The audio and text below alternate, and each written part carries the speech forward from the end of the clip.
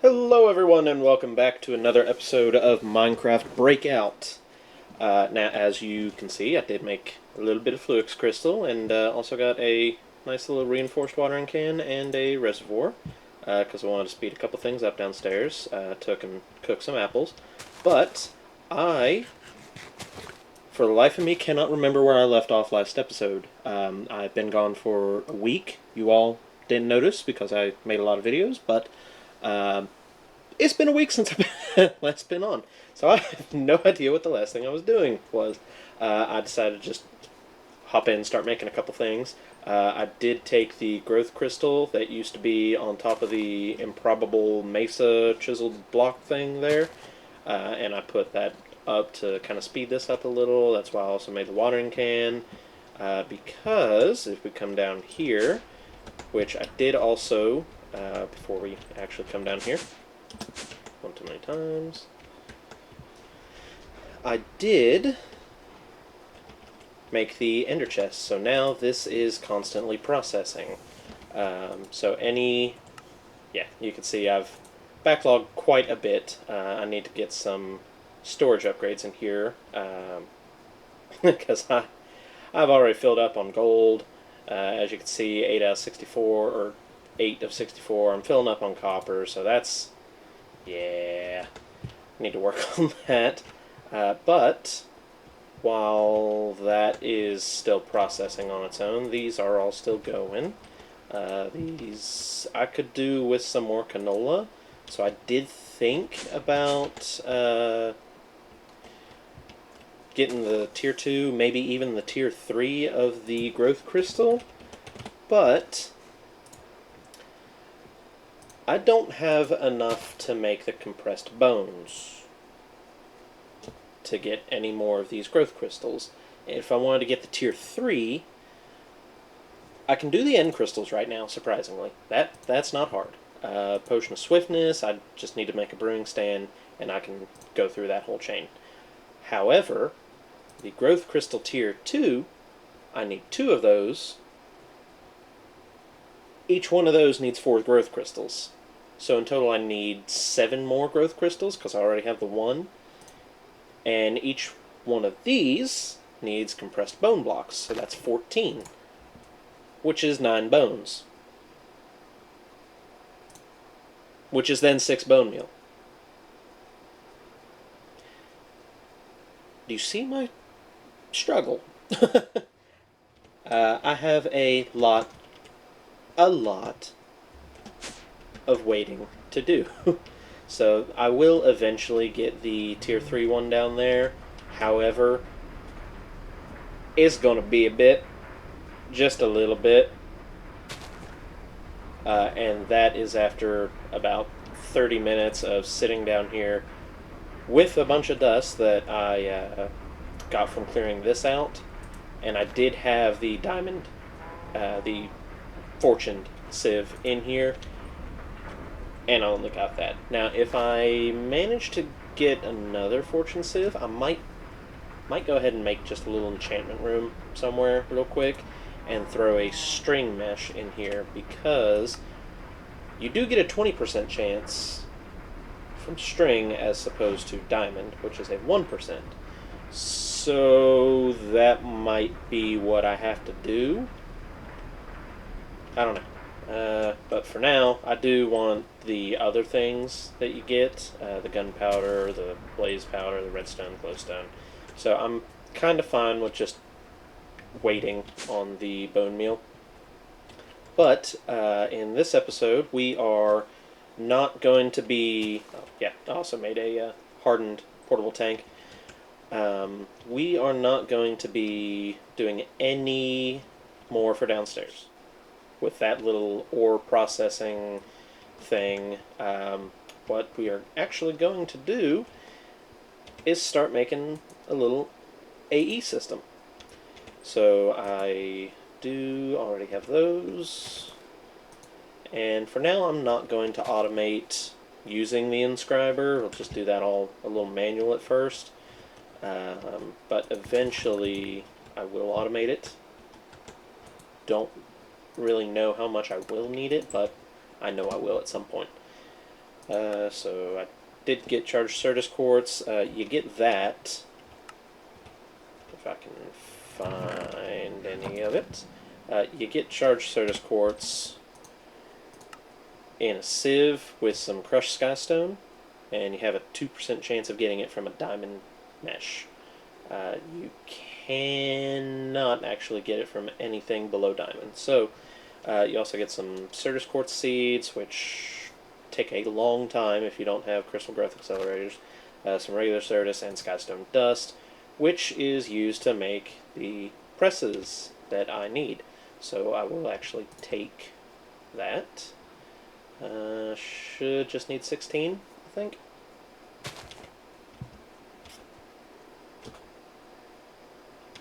How do we want to do this? Hold off on putting the charger anywhere and the crystal growth accelerator. Should I do it in here? Yeah, I'll do this part in here. So put the inscriber there. Let's see, I need to go down and get... Oh, what all do I need? I need Certus quartz. Done. I need a lot of aluminum. I need a diamond, gold, and a silicon. So, come here, get the gold. That should be well more than enough aluminum. Go ahead and get that out. Do I have any silicon left anywhere? I don't. Okay, so I'll just make the one, pulverize that, and then I'll smelt it later.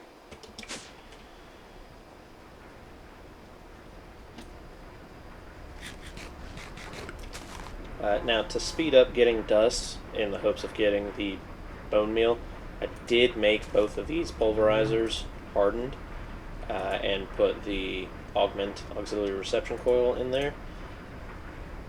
It's kind of helping. I mean, I'm getting a little bit more sand in here. Now this is kind of a bottleneck, but not as much. I'll just go ahead and feed all three of those. But yeah, I am keeping up on power. These are both just empty on power, so I'm just net neutral here. As long as I don't end up adding anything else there. But let's go ahead, get that. I don't think I have any more ender powder, so I'm going to need... Yep, I was right. Let's pulverize an ender pearl. While that's going, we'll smell you. We'll catch the high. We'll see if it takes. Do you? You do not. No. Okay, how can I change you back? Oh, thank you. Thank you, thank you, thank you.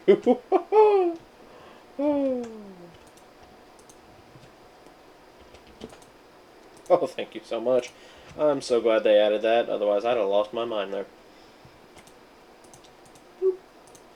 And now we got the diamond. So we will go ahead and get all the inscriber presses here. And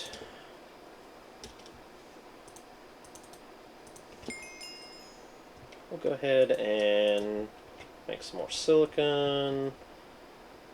I won't make more diamonds until I need them, but I will get 16 of those. Where did I get 25? Oh, it's full. That would be where I got 24 from. Okay. Let's get some of these. Wait a second. This is the version that needs the pure Certus quartz crystals. Oh, no. So, we're going to be learning how to do that. There is, this is a way. I'm half tempted. But it's not what we're going to start with. We'll take the relay, the laser wrench. Yeah, it should just be one. And we'll come over here. We'll actually move this elsewhere. let's see, what would be the best place to put that? Yeah, we'll do right here. Put that there. Put the crystal growth accelerator like so.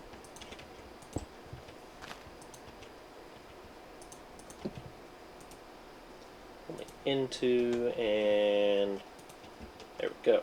That should be powering you now. It is. That. There's that empty. Now, don't need that, but I will need to just drop the Certus seeds in there. Now, this will take a long time.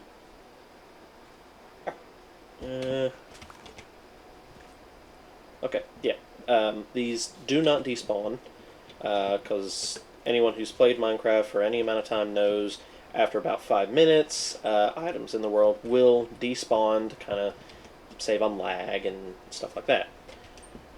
But because the code of these is made the way they are, they will not despawn. So you could leave these for hours, and as long as nothing throws them into like lava or anything, they will not despawn. But we don't want it to be hours, so that is why we have this crystal growth accelerator, which I did get from a quest here, getting charged Certus quartz actually.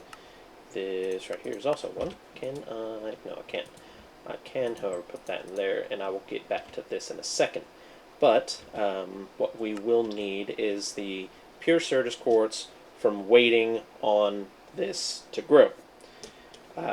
Now, I did get these from sieving the skystone. However, there is another way.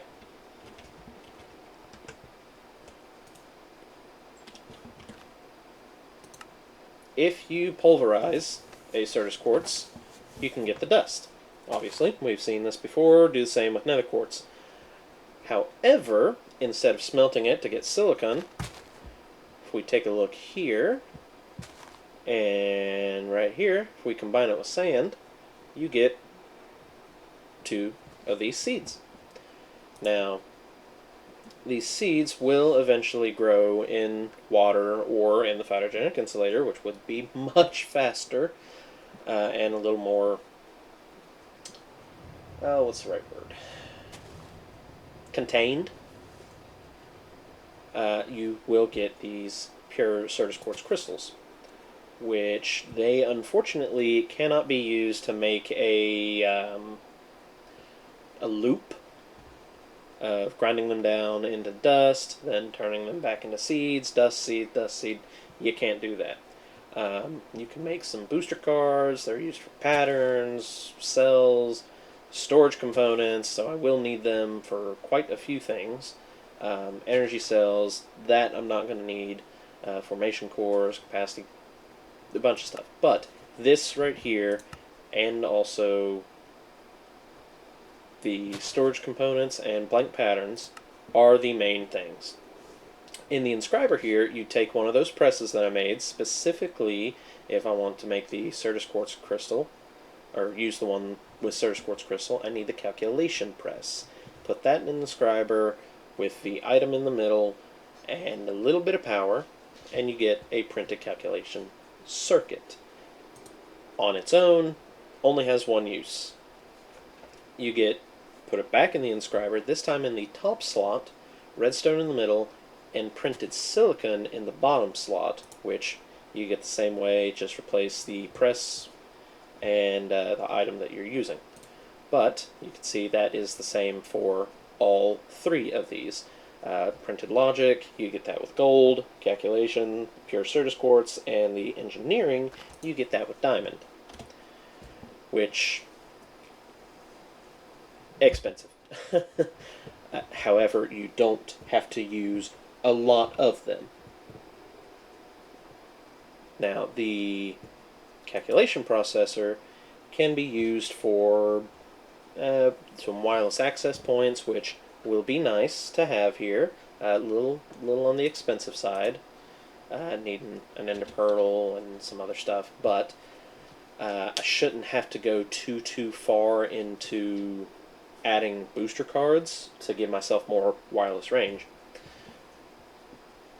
You can also It's also a necessity to get the crafting terminal. And also, nope, not that one. I could have swore that it was one of these. Guess not. Okay. But it is a necessity to get this for the crafting terminal. Not so much the other, as I just looked at. And also for some automation things that we don't really need right now.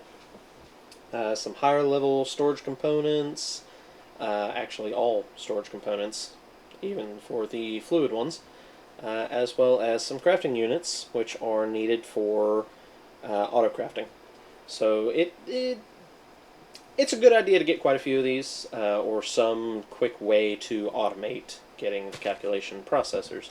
It's also used for the cards that you can use for acceleration, a bunch of other stuff. Don't know why that's in there. But we will start out first with smelting that and taking, honestly, all of the Certus quartz here and doing that. Now, do I have any sand up here? I have 64. So we're going to go ahead and get 2 stacks of those. And now it's been about 7 or so minutes, roughly. Let's see how far this... You can see there already. It's kind of a little bit of a different icon. In that whole time that I was sitting there explaining that, we've almost got halfway. Still a ways to go. So I'd say probably by the end of this episode, if I don't do a cut, that should be done. Now, I am going to be throwing all of these in here. They do stack, as you saw, and one individual stack will have a certain percentage. Now, you could get one that's 0.5% and it will not stack until it gets up to a matching MBT. So that is something to be aware of if you are running low on space in this. Now, just wait on that. Let's check on some other things. How's this going? So this is all done processing. This is nowhere near. I need to get some storage upgrades real quick. Go ahead. How do I do that? That's that.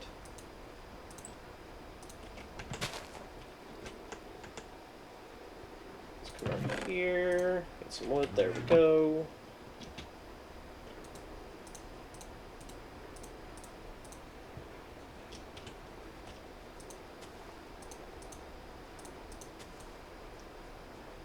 Let's mix several of these.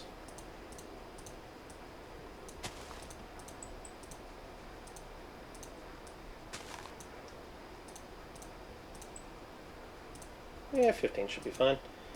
Take that and that, store that. Now, what do I want here?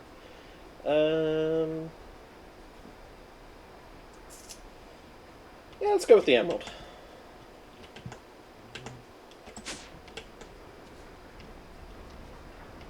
Actually, how many emeralds do I have down here? I have... Yeah, it should be fine. If not, oh well. It's going into 2x2, so it should be decently okay. Let's go here. I need more sticks. Surprise, surprise, of all things. I need sticks.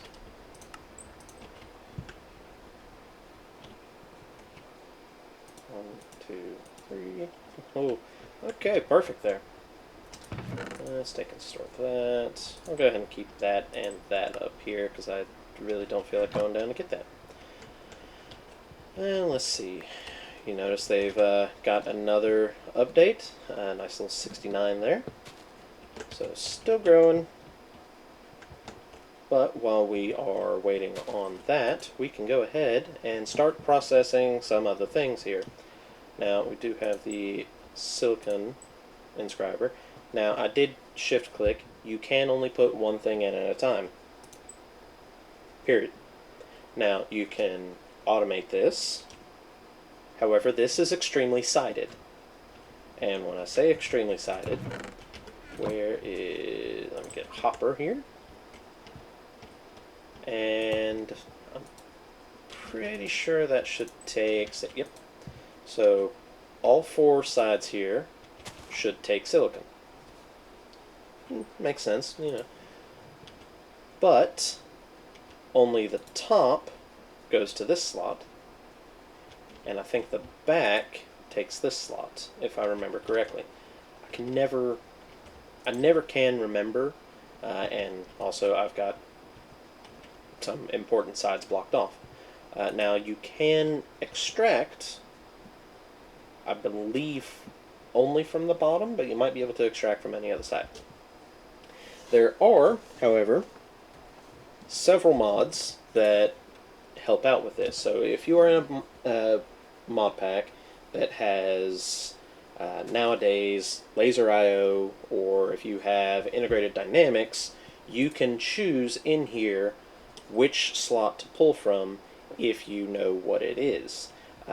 Integrated dynamics has a great way to check that by doing an inventory reader, and you get a display screen from that mod, and you can read what is in what, and that'll tell you what to change, and get very complicated with integrated dynamics. Laser I/O, much easier. You just plop it down and you tell it what side you want to pull it from. So that makes it a lot simpler, and you can do it all from just one block. Now, we are almost done here, and as you can see, it really doesn't, it's not that long of a process, but we were at 69 when I started that, now we're at 88, so we are speeding up a little bit here. Let's take a look and see how this is going. Already got about a stack's worth, so we'll come here, we'll take the sand, whoop. There we go, now we got a stack. And okay, that's done. Now we take that out and we will do the logic press. Put that in here. Now there are a couple things from Applied Energistics that I want to start with. That would be the ME drive. I'll go ahead and clear all that out. I will need the ME drive, the ME controller. Where is it? I'm also going to need